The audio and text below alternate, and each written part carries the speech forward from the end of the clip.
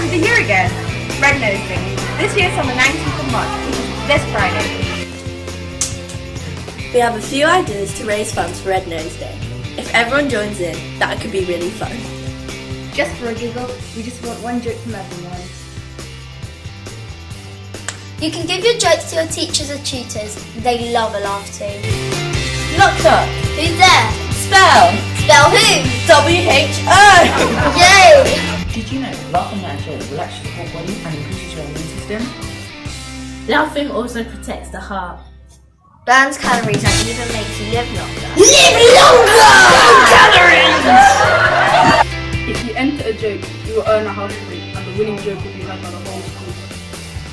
Since it began, Comic Relief has helped over 14.3 million people around the UK.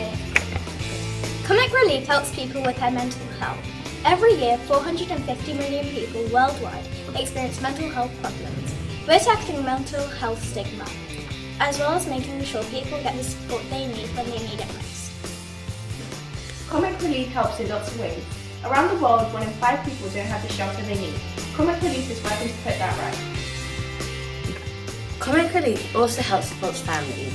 Every year, millions of children still die before their 5th birthday or grow up in poverty and neglect.